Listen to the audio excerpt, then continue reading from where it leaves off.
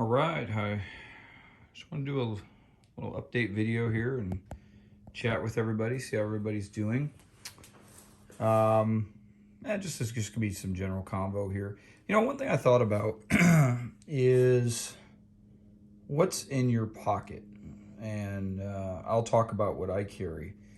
Um, Back in the day, I don't know if there's still a thing. I used to be a big fan of all the EDC videos, the everyday carry videos, and everyone would empty out their pockets and all that stuff.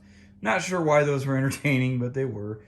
And I was also a big folding pocket knife fan, and I actually still have a lot of those. And I would carry all the stuff and put all this thought in everything I carry. But at the end of the day, what are the things, excluding, of course, your keys and your cell phone, which you're probably using right now to watch this video, what are some of the things that I carry every day that are the most useful?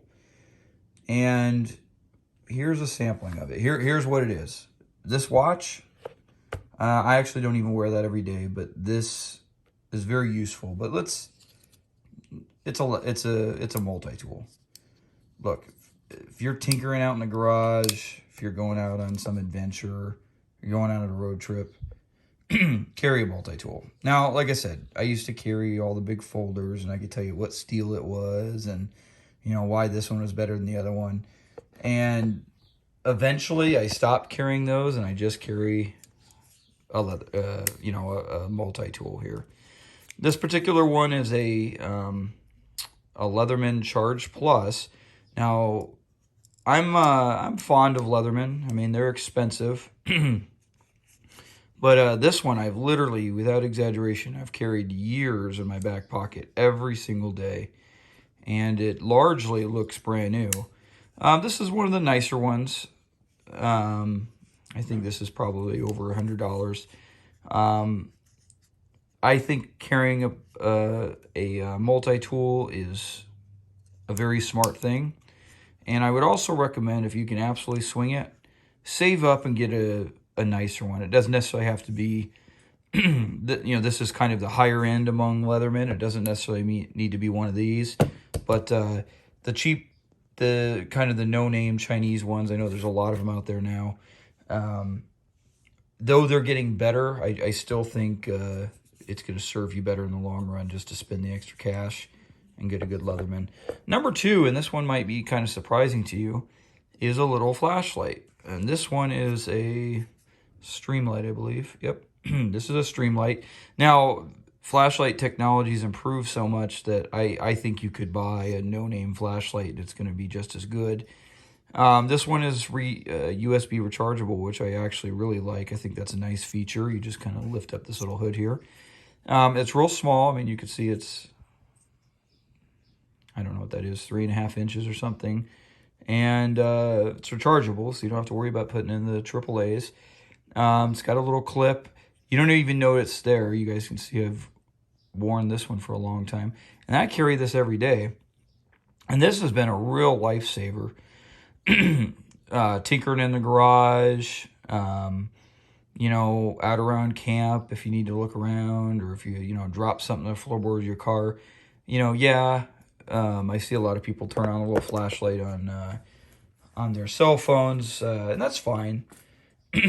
But I don't know. I just personally, you don't even notice this in your pocket, and I really think these things are nice. And like I said, this is probably one where you could get a Chinese one, and it would be pretty much just as good. And then finally, like I said, I don't carry this every day. In the video on Tickaboo Peak and my little getting lost situation there, I didn't have this watch at the time, but that situation really prompted me to buy one of these. I actually have two different ones. And this is a multi-function GPS watch, I guess what you'd say. This is a Garmin Fenix. I think it's the 5X Plus. I'll be honest with you. This thing has more features and more things that you can do on it than I know what to do. But the thing that I really got it for is it has a simple offline map and the ability to set GPS waypoints. If you're out in the outdoors, particularly off trail, particularly in areas that you might be exploring new places as opposed to places that you've been a million times. I think something like this is indispensable.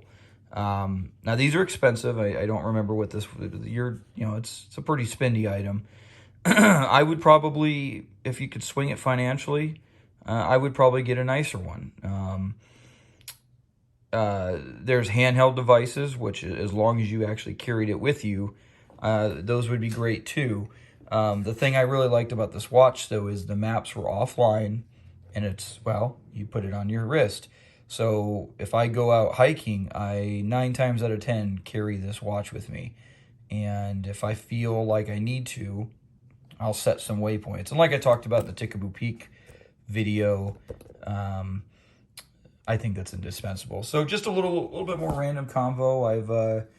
I've took the truck camper on a little, pretty good little road trip. I think I got a couple 100 miles in, and it did really well. I was really surprised.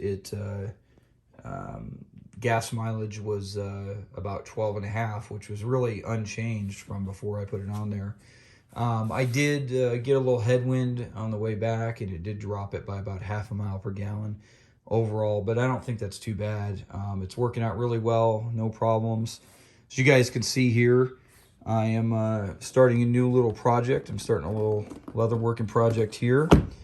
I'm making some saddlebags for my Honda VTX 1800. I'll be honest with you, with leatherworking, I mostly follow patterns.